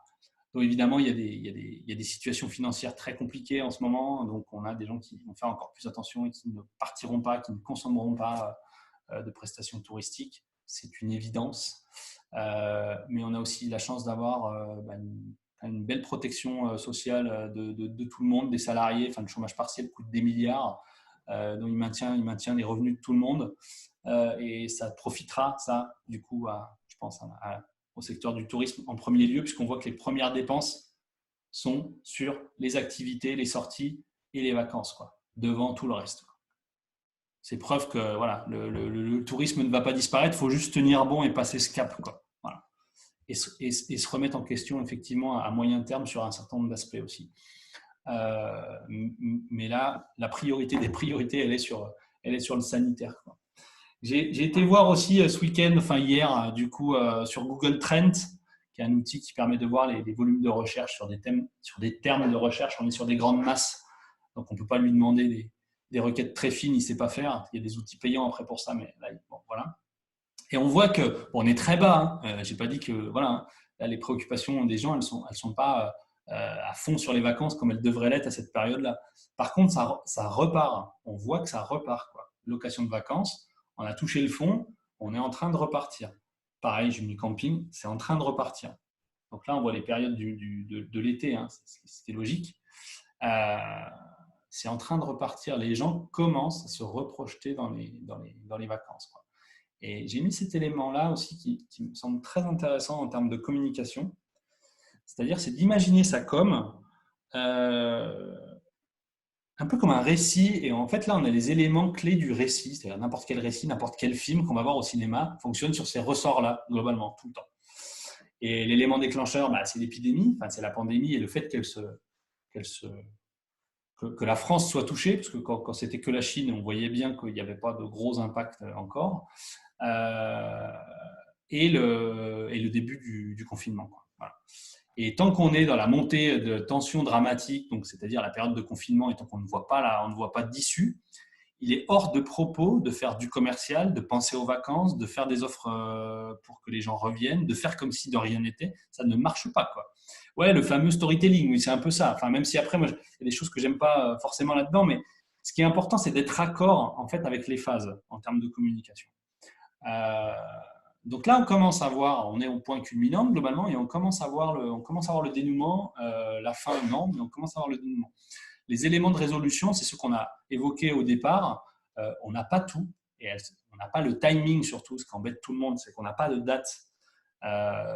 Mais on a quand même des éléments très forts. Moi, je trouve qu'on a quand même des éléments très forts. On n'a pas de date, c'est vrai. Mais je préfère savoir qu'on pourra compter sur du chômage partiel et que la responsabilité pénale des entreprises ne sera pas amenée si elles réouvrent que d'avoir la date exacte et des incertitudes sur ces éléments-là, quoi. Donc, c'est-à-dire que financièrement, on sait que ceux qui ne seront pas trop pénalisés par les mesures de distanciation sociale et d'hygiène sur leur modèle éco, c'est-à-dire que ça les rend pas rentable du tout. Ceux qui pourront fonctionner en mode light pourront reprendre une activité sans être au taquet sur les charges, voilà. Donc, on va pouvoir reprendre petit à petit. Moi, je pense que ça, c'est vachement important, quoi. Y compris pour les prestataires d'activité, parce que si on n'a que de l'hébergement qui réouvre, les destinations sans activité, qu'est-ce qu'on y fait, quoi. Donc, il y a les grands espaces naturels, bien sûr, qui seront là, et heureusement, et les gens auront beaucoup envie de ça, mais il faut aussi de l'activité. Donc, pour certaines, ce sera très compliqué, parce que les mesures de distanciation sociale seront très compliquées, ou les coûts fixes, dès lors qu'on ouvre, sont trop lourds pour absorber un nombre si faible. Mais si c'est possible, voilà, ça donne quand même des perspectives. Voilà. Et donc, quand on commence à avoir des perspectives, on peut aussi commencer à recommuniquer sur la suite, quoi. Voilà. Et là, je pense qu'on va attaquer une phase où on peut commencer à communiquer sur la suite. Voilà. Alors, pour rester sur la partie sanitaire, du coup, l'approche première, c'est vraiment le site web. Votre site web doit être l'endroit où oui, il faut aussi de l'hébergement pour l'activité, évidemment. Ça va de soi. Mais voilà. Je pense que les hébergements auront des cadres et des protocoles sanitaires très calés, je ne suis pas trop inquiet, encore que, mais je pense que de toute façon, on aura de l'hébergement. Si on n'a pas d'hébergement, on n'a pas du tout de déplacement touristique, on n'a que de l'excursion. On verra. En tout cas, il faut vraiment se préparer à ça. Et une fois qu'on a une vision, je ne vais pas dire claire, mais une vision en tout cas plus précise des protocoles sanitaires et des mesures de distanciation sociale qu'on est en capacité de mettre en place et qui semblent correspondre à ce qui va vous être demandé, alors il faut commencer d'ores et déjà à communiquer. Voilà. Et communiquer d'abord sur son site internet. Donc, les éléments là qui semblent faire consensus, en tout cas qu'on voit sur à peu près tous les sites web, c'est une annonce évidente sur la page d'accueil. C'est-à-dire que là, on est sur quelque chose qui est tellement important, tellement lourd, qu'on ne doit pas arriver sur un site web et chercher où sont les mesures sanitaires, qu'est-ce qui est mis en place, comment ça se passe pour mes annulations, comment ça se passe pour les réservations, etc. Donc, tout ce qui est lié au Covid-19 et à la situation actuelle, clairement, on doit mettre une annonce en page d'accueil évidente qui permet d'aller sur une page dédiée où là, on va trouver l'information et cette page dédiée, du coup, peut effectivement ensuite orienter sur des éléments beaucoup plus précis que moi, je vous invite à plutôt travailler en mode FAQ, donc les foires aux questions, parce que ça rendra les choses beaucoup plus digestes, en fait. Voilà. Oui, les documents seront envoyés, hein, pas de souci. Une FAQ, c'est donc une foire aux questions, hein, en bon français. Ça marche aussi en anglais. C'est Frequent Asked Question. C'est la même chose. Du coup, en gros, on voit les items on voit les questions et on clique globalement. La plupart du temps, on clique sur. Là, on voit le plus. Il y a différentes manières de les construire en termes de design, mais globalement, ça reste des choses assez basiques. On affiche la réponse et du coup, on peut scanner, par exemple, tout ce qui va concerner la chambre et ou le gîte, ou en tout cas l'hébergement sous l'angle du sanitaire, par le prisme des questions qui vont être posées. Donc là, il s'agit par contre de penser totalement client, c'est-à-dire comment sont nettoyés les draps. Bam. Comment y a-t-il un temps de jachère entre guillemets entre chaque client, et là on va décrire aussi le protocole qui est fait, etc. Voilà. Ça permet d'être très précis. Et une fois qu'on a une fac ou des facs plutôt qui sont organisées par grande thématique, je pense qu'un hébergement peut facilement en avoir 2 ou 3. C'est-à-dire sur les espaces communs, sur tout ce qui va concerner l'accueil et check-in, check-out, et la chambre, en tout cas, par exemple, la chambre ou l'hébergement. Et éventuellement une aussi qui est propre aux conditions de réservation, qui sont liées aussi, qui ne sont pas du sanitaire, mais qui sont quand même dans les préoccupations très fortes des gens, évidemment. Dès lors qu'on les a, en fait, on peut les mettre en lien aux bonnes parties. Moi, c'est ça que je trouve intéressant. C'est-à-dire, à un moment, dans le descriptif de mes différentes chambres, je vais pouvoir, sur chacune des fiches produits, mettre le lien sur la fac qui oriente sur l'ensemble des mesures sanitaires qui sont mises en place. De manière à avoir une page où il y a tout, mais aussi à pouvoir faire plein de liens internes dans mon site sur ces contenus-là. Voilà. J'ai mis un exemple que j'aime bien pour le côté esthétique aussi, c'est-à-dire, donc là, c'est le choix du pop-up qui s'affiche directement dès qu'on arrive sur le site. C'est une possibilité aussi, il y en a différentes. Mais voilà, on a évité le Covid-19 en gros et en rouge sur fond blanc. On a quelque chose de quand même plus sympathique qui est dans l'esprit du camping. C'est assez bien tourné, la page qui est dédiée est assez bien rédigée, je trouve, avec beaucoup de bienveillance, beaucoup d'empathie. Ils n'abordent pas encore, je pense qu'ils ne devraient pas tarder à le faire, j'imagine, toute la partie des protocoles sanitaires, mais ils détaillent précisément ce qui était le premier des points, la partie liée aux réservations et aux annulations et quelle est la procédure à mettre en place, sachant qu'ils ont appelé chacun de leurs clients pour savoir s'ils maintenaient ou s'ils souhaitaient annuler leur réservation. Il y en avait plus de 300 quand même, ils ont fait ça. Voilà. D'ailleurs, ça a été du coup massivement reporté. Alors que je pense que s'ils avaient fait juste une simple communication email, ils auraient eu beaucoup plus d'annulations. Puisqu'ils ont réussi, avec le discours oral, à changer les décisions. Donc ça, c'est un exemple. On a Mickey, du coup, Disneyland, où on a en haut du site, en fait, ça a été mis comme ça et on oriente sur une page dédiée. J'ai mis des plus petites structures aussi. Donc ici, on retrouve un gîte chambre d'hôte. Là, on est sur la page spéciale. C'est pas la page d'accueil, attention, je vous rassure. Une page spéciale sur le Covid-19 qui a été faite par un petit gîte. Voilà, c'est 5 villas en fait, du coup. Ok, il n'y a pas tout là, mais voilà, ce qu'on veut mettre en place, ce qu'on a déjà prévu de faire, et en fait, le fait de produire du contenu sur ces éléments-là donne en fait déjà un point d'avance pour les clients qui seraient déjà en préparation de séjour et qui auraient mis en shortlist ces établissements-là. Ils auront des éléments de rassurance d'ores et déjà, même si les établissements ne sont pas encore ouverts. Pour communiquer avec ces clients, ça permet d'avoir aussi de la matière pour leur dire on bosse en ce moment et on est là-dessus et voilà ce qu'on va faire et on espère compter sur vous cet été, etc. Donc ça donne beaucoup de matière.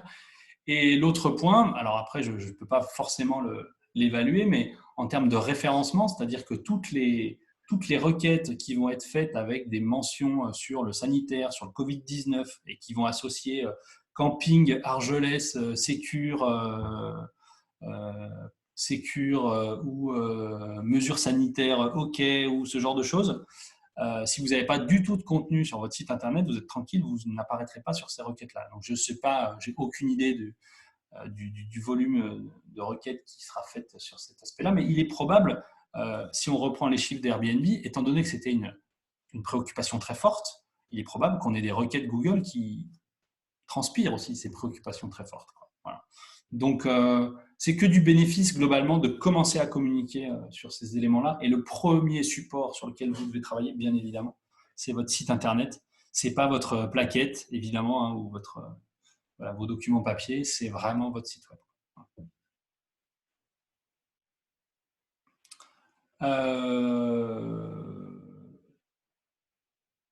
Donc là, c'est des pistes à suivre, mais ce qui me semble.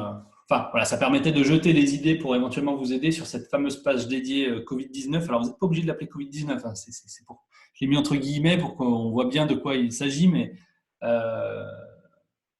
après, c'est lié à cette situation-là quand même. Donc, forcément, ça doit apparaître, mais ce n'est pas forcément l'élément le plus gros à mettre en place. Situation inédite, je trouvais ça assez habile, beaucoup plus que page Covid-19. Pardon. Donc évidemment, préciser les protocoles sanitaires qui seront mis en place par zone et orientés sur des facs dédiés. J'aime bien cette idée-là en tout cas. Préciser la fréquence du nettoyage des espaces communs, préciser les mesures de désinfection entre chaque client. C'est-à-dire que ça, on peut vraiment le sortir, c'est des éléments forts. Faire un focus sur qui se charge du ménage aussi. Voilà, ça peut être un point important. Je pense qu'il y aura peut-être plus une société extérieure. Je ne suis pas sûr qu'elle ait plus de crédibilité que si c'est vos équipes en interne qui le font et avec tout un discours qui est mis en disant bah voilà, on fait vraiment le maximum et il faudra rassurer là-dessus. Donc, c'est un élément qui pourrait être donné. Rassurer sur l'application rigoureuse des gestes barrières par tout le personnel, quitte à mettre des témoignages de votre personnel pour l'illustrer. Préciser les mesures aussi et les aménagements qui ont été mis en place pour respecter la distanciation sociale. On a parfois des chartes qui vont jusqu'à mettre 2 mètres ou 1,50 m, entre 1,50 m et 2 mètres entre les gens. Donc, si vous pouvez d'ores et déjà vous engager sur ce genre de choses, de toute façon, ça sera demandé. Il n'y aura pas de surprise. Donc, si vous pouvez déjà le faire et du coup le valoriser. Faire un focus aussi peut-être sur les… Alors, je sais pas, j'ai mis un point d'interrogation là, c'est discutable. Ça dépend si c'est un avantage pour vous ou pas en fait. Mais informer sur les équipements médicaux à proximité, rassurer sur la densité de population au kilomètre carré, ça peut être un atout aussi. On n'aurait jamais pensé communiquer là-dessus, mais pourquoi pas. Et surtout, pensez bien aussi à chaque fois sur ces pages-là à encourager la réservation en ligne, parce qu'en ligne, on est dans la distanciation sociale, et valoriser, donc déjà penser et paramétrer dans votre outil de réservation en ligne des conditions d'annulation souples. C'est hyper important. Mais c'est aussi la bonne page, cette page-là va être très vue, c'est aussi la bonne page qui est pertinente pour le dire. Là, dans les exemples que je vous ai donnés, à chaque fois, ça a été valorisé. Donc, ça pourra peut-être vous inspirer. Et les conditions d'annulation souples, bah oui, c'est presque une évidence. Il faut être centré client. Le client, il est plein d'incertitudes. On ne sait même pas, on ne connaît même pas encore les dates de réouverture. Donc, comment voulez-vous qu'il soit serein pour faire une réservation s'il y a des conditions d'annulation strictes? J'ai repéré, en fait, sur ça, c'est un exemple. Bon, là, ils vont très loin, mais c'est des appart-hôtels en ville. Mais clairement, on ne peut pas le manquer, quoi. C'est-à-dire, c'est le pop-up quand on arrive sur le site d'Apart City. Libre de réserver puis d'annuler pour tous ces jours jusqu'au 31 août inclus. Vous êtes libre d'annuler jusqu'à midi le jour de l'arrivée. C'est quand même être plus souple que ça, c'est pas possible. Ça n'existe pas. Voilà. Donc, je dis pas qu'il faut aller forcément jusque-là, mais attention, si on a beaucoup ça sur les locations de vacances, etc. Enfin, attention, là, je te rembourse pas, je prends la totalité du montant à 30 jours, ça marche pas, quoi. Ça ne marche pas du tout, quoi. Ça va être rédhibitoire, donc faites attention à ça.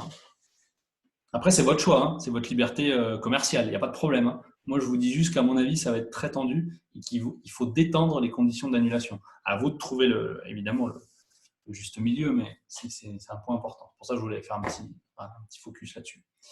Pardon. Après, j'ai fait un point technique sur les facs, parce que des fois, ça peut être pertinent, nécessaire, je ne sais pas. Vous avez plusieurs possibilités pour construire vos FAQ.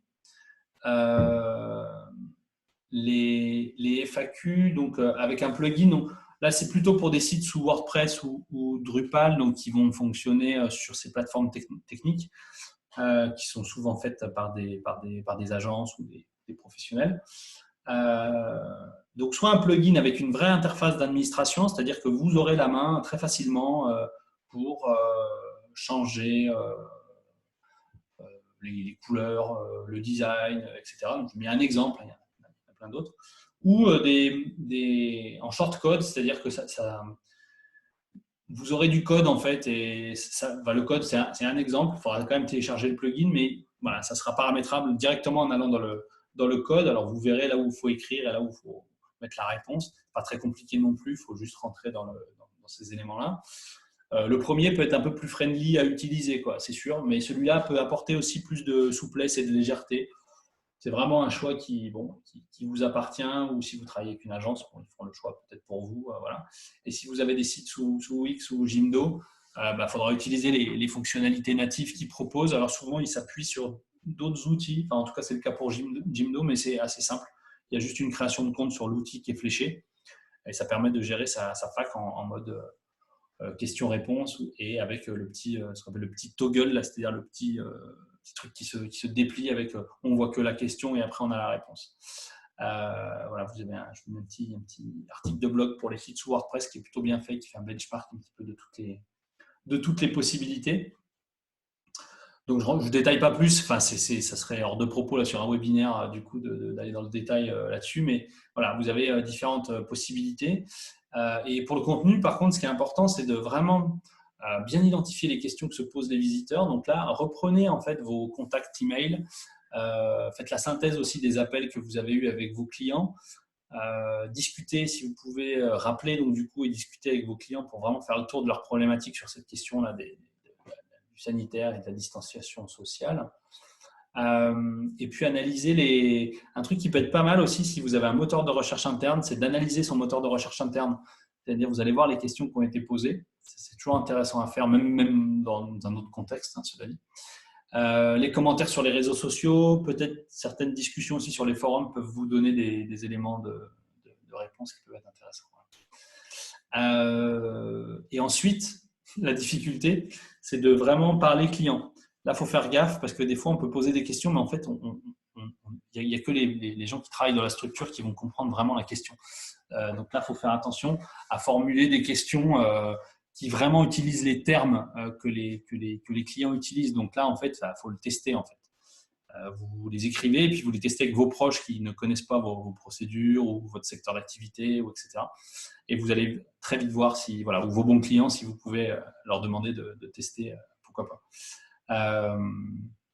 Et après, pour le choix des mots, c'est si vous voulez faire du zèle, et notamment pour le référencement, parce que ça peut être très très bien référencé en fait, les facs. C'est d'utiliser des outils. Alors, je vous ai mis un gratuit, keywordtool.io, qui donne en fait, je donne une combinaison de mots-clés et il me dit en gros, cette combinaison de mots-clés-là, les combinaisons associées. Donc, ça revient un peu aux recherches associées de Google, mais en plus complet. Et puis après, on a des outils qui sont qui sont payants et qui évidemment vont beaucoup plus loin, comme Yoda ou SEMrush. Mais bon, peut-être juste avec le premier, ça peut donner des idées. Ça peut être intéressant.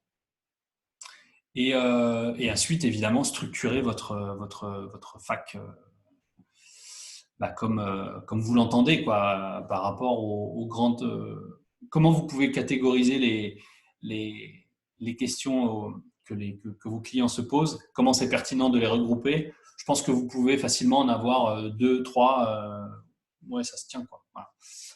Ça sera à vous de faire ce choix-là. Il peut y avoir tout dans la même, c'est possible aussi avec des sous-parties, si c'est plus pratique. L'idée, c'est quand même de l'organiser en thème, quoi. Voilà. Soit vous en faites des distinctes, soit une grosse mais organisée en thème. En tout cas, ça permet de s'y repérer beaucoup plus facilement. C'est juste logique, quoi. Et effectivement, dans certains cas, les facs, elles peuvent apparaître dans les résultats de recherche quand les gens posent des questions à Google, puisque question-réponse, question-réponse. Et donc, parfois, ça prend même ce qu'on appelle la position 0, c'est-à-dire c'est l'extrait enrichi qu'on a tout en haut de Google. Essayez de poser une question à Google, vous verrez, il y a un encadré la plupart du temps qui arrive et il prend une source et il la met vraiment en avant, quoi. Ça peut être le cas avec du contenu issu de fac. C'est Google qui décide, donc ce n'est pas du tout une garantie, mais ça reste une possibilité. Voilà. Donc j'ai mis un exemple aussi de fac qui était jolie, qui était bien faite, sur Terre Blanche. Alors Terre Blanche, c'est juste un hôtel hyper haut de gamme en Provence, je crois que c'est dans le Var, dans l'arrière-pays, avec un golf à côté, etc. Bon, c'est très, très chic. Mais leur fac était bien faite et assez jolie. Alors elle traite surtout les problématiques de réservation là pour le moment. Mais je ne doute pas aussi qu'il soit sur le chantier du sanitaire pour étoffer cette FAQ, quoi. Voilà. Auprès de vos clients aussi par email, un exemple que j'ai trouvé à la fois touchant et extrêmement bien fait. Donc ça, c'est une newsletter en fait, c'est Bergamote. Alors Bergamote, c'est des livreurs de fleurs en ligne. ils font c'est un genre de Interflora un peu, si on veut. Et ils ont fait cette newsletter pour maintenir le lien en fait avec. Je ne vais pas vous la lire, vous la lirez parce que c'est pas l'idée là.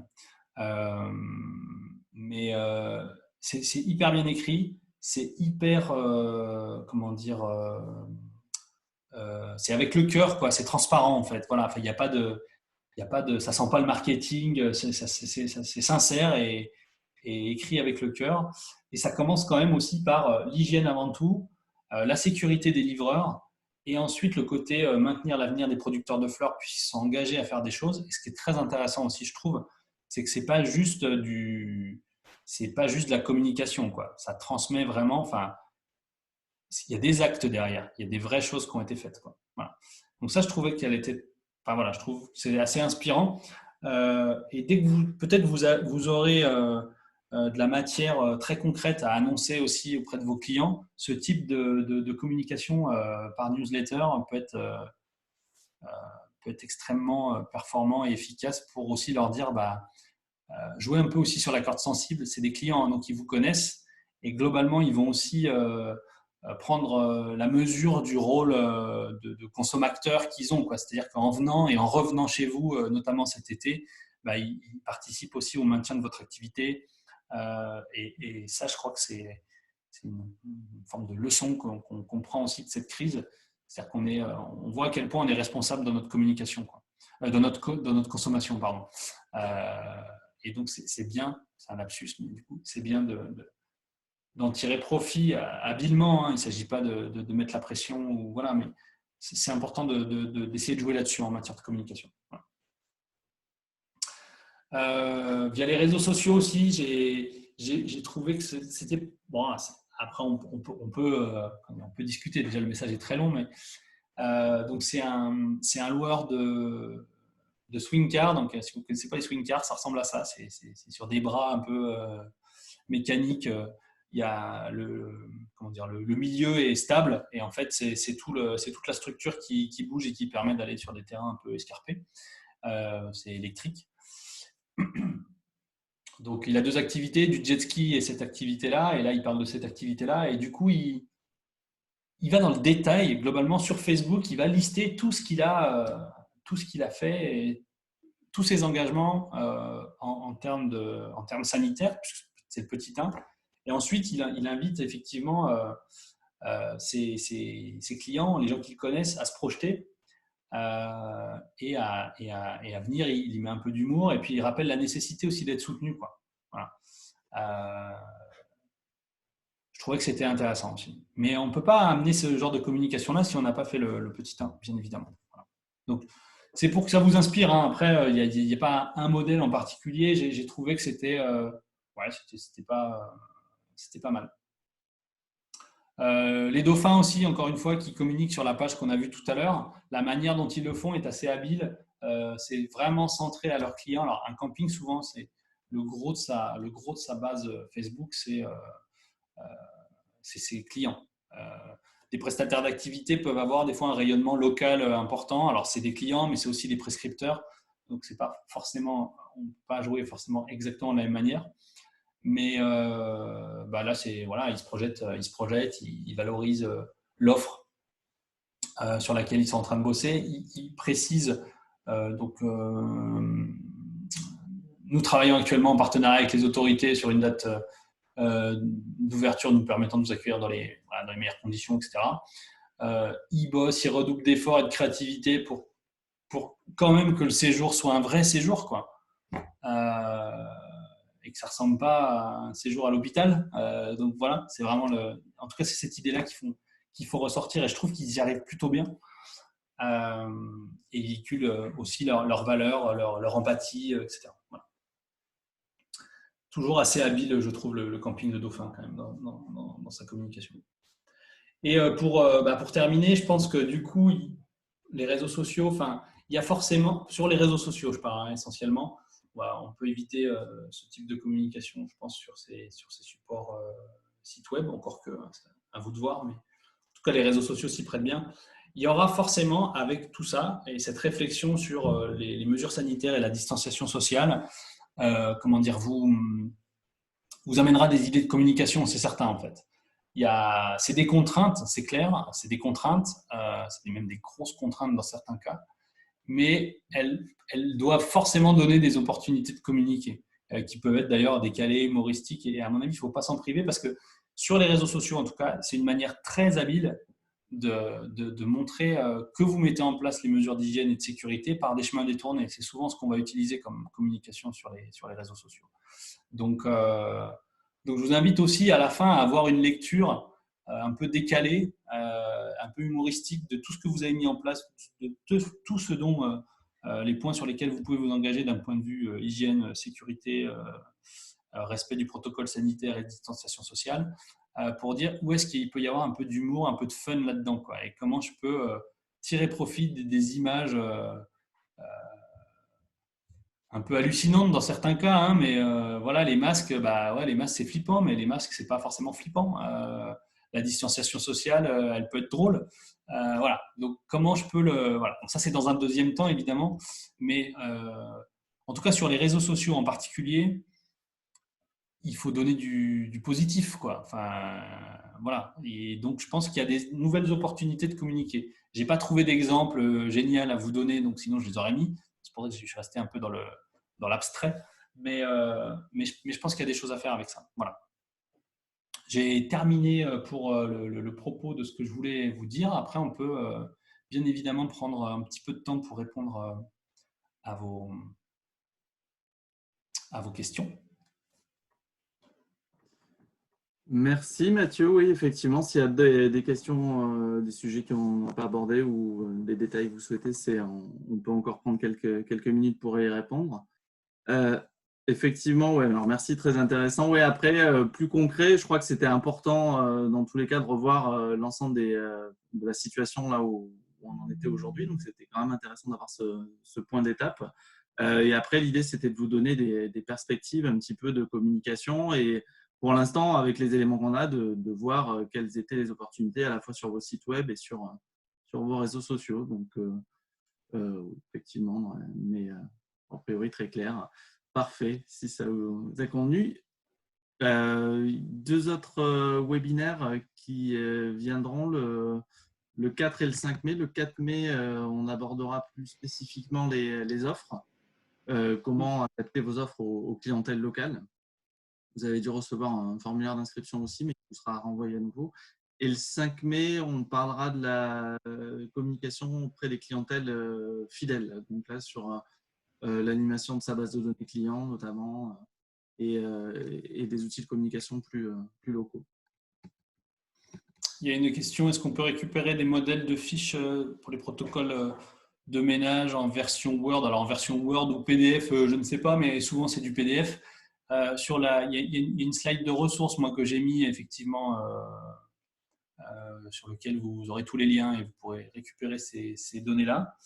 Et après, vraiment être en veille sur tout ce qui va arriver là, dans les prochaines semaines. Pourquoi pas se faire une Google Alert sur protocole sanitaire, location de vacances, par exemple, pour essayer de bien scanner tous ces éléments-là. Parce que vraiment, en fait, on avance petit à petit avec les éléments qu'on a. Voilà, il n'y a rien qui est certain, il n'y a rien qui est sûr, mais petit à petit, on en sait un petit peu plus à chaque fois. Donc, après, voilà, effectivement, je ne sais pas sur quel type d'hébergement la question portait, ce n'était pas précis, mais après, il y a aussi les labels qui travaillent sur des documents comme ça. Donc, il faut essayer de voir un petit peu auprès des filières ou des têtes de réseau qui vont fournir ce genre de documents.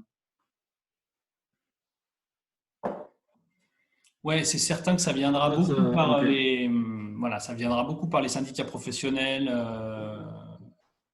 qui sont quand même un peu à la manœuvre au niveau national. Et de toute façon, ce qui a été dit, c'est que ça sera à la fin validé par le ministre de la Santé et du Travail. Donc, in fine, on devrait retrouver ça sur le site du ministère du Travail et de la Santé. Voilà. Pour le moment, le ministère du Travail, il y a un certain nombre de choses, mais il n'y a pas tout. Pas tout, c'est clair. Je suis un joueur de canoë, je ne sais pas encore comment je fais, hein, c'est clair. Mais voilà, Ouais, mutualiser les achats de masques. Ouais. Alors, entre vous, c'est certain. Après, les aides du département, ça, je ne sais pas. Alors, il y a des, au niveau du département, alors ce que j'en sais, hein, c'est que pour l'instant, il y a effectivement un certain nombre de réflexions qui ont été listées, qui ont été portées au département, et les achats groupés ont été évoqués. Maintenant, après, est-ce que c'est une idée qui sera retenue ou pas, je n'ai pas la réponse. Mais oui, c'est effectivement une bonne option. Ouais. L'achat de masse. Merci, ouais. J'aime beaucoup ce commentaire. C'était vraiment l'idée, en fait. Merci. Alors, c'est bio. Pardon. Merci, je procrastinais un peu. Vous m'avez redonné l'énergie et de bons conseils.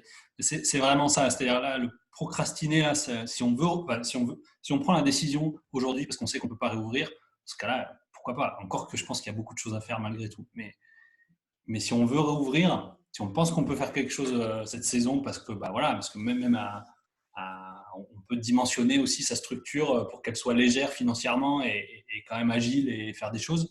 Alors là, il ne faut pas procrastiner. Il faut vraiment envoyer et il faut vraiment, petit 1, c'est cette cochonnerie de protocole sanitaire qu'il faut mettre en place absolument parce que c'est la clé pour ouvrir, quoi. Donc ça, c'est hyper important. Après, je n'ai pas tous les éléments. J'aimerais vous aider davantage et vous dire, voilà, c'est ça qu'il faut faire, petit 1, petit 2, et puis quand vous aurez ça, c'est tout bon. Voilà. Et les clientèles vont arriver en masse. Mais ce n'est pas possible. Donc voilà. Après, il faut rassurer les gens, c'est certain. Et donc, pour rassurer les gens, il faut déjà communiquer sur ce qu'on est en mesure de faire, quoi. Voilà. Merci en tout cas de votre attention. Pardon, oui, excuse-moi Nicolas. Oui, non, pardon, parce que je voyais, alors il y a des questions, juste les deux, trois dernières questions. Sur la réouverture des plages, alors moi, je n'ai pas d'infos très récentes. La dernière, c'était qu'il y avait une coordination des préfets au niveau de l'arc méditerranéen pour essayer d'avoir les mêmes mesures sur les ouvertures des plages. Ça, c'était la demande de l'Hérault, en tout cas, d'essayer d'avoir quelque chose de cohérent. Mais après, précisément sur les modalités d'ouverture ou les dates, rien de particulier. Je ne sais pas si Mathieu, tu avais d'autres choses, toi? Ah non, là-dessus, je sais pas. Non, je sais pas. Après, ça a été dit aussi que il y aurait quand même une délégation des pouvoirs aux élus locaux à qui appartiendrait la décision finale le cadre global va être posé au niveau national, mais la décision finale appartiendra quand même aux élus locaux. Donc, c'est un point que j'ai peut-être pas assez souligné dans la présentation, mais le fait de communiquer aussi, c'est aussi communiquer, donc pour vos clients bien sûr, mais communiquer aussi pour les élus locaux, montrer que vous êtes dans les clous, que vous commencez déjà à bosser, que vous êtes solide et que vous avez besoin aussi d'ouvrir, quoi. J'ai un peu peur, mais bon, je peux le dire, hein, mais j'ai un peu peur que dans certains cas, il y ait une espèce de principe de précaution qui soit opéré et qui mette juste à mal la santé des entreprises du tourisme, quoi. Donc, je pense qu'il faut aussi rassurer les élus locaux sur le fait que vous êtes aptes et que vous avez déjà bien réfléchi au protocole sanitaire et aux mesures de distanciation sociale pour faire en sorte que tout se passe bien et que voilà, vous n'avez pas besoin d'un arrêté qui vous empêcherait de travailler soit directement, soit indirectement. C'est-à-dire que si on se met à refermer aussi toutes les plages, forcément, on sait que le tourisme, il va planter pour tous ceux qui sont face à la mer, quoi, forcément, ou dans les stations du littoral. Donc, mais c'est pas dans les gros spots touristiques où j'ai le plus d'inquiétude, encore que, mais voilà. Il faut rassurer aussi les élus locaux, je pense, là-dessus. Donc, c'est un point important, ça. Très juste, ouais, c'est vrai que ça fait un axe de communication. Les rassurer, c'est important, je pense, tout à fait. Écoutez, si c'est a priori, ça m'a l'air tout bon, je vois moins de questions. On se donne rendez-vous pour ceux qui le souhaitent le 4 mai. On verra les informations de connexion d'ici la fin de semaine. Merci Mathieu, merci à tout le monde d'avoir… Merci de votre attention et je vous souhaite vraiment beaucoup de courage pour affronter cette épreuve. Voilà, en espérant que ça s'arrange vite. Merci à vous. Au 4 mai, alors bon courage en attendant. Merci.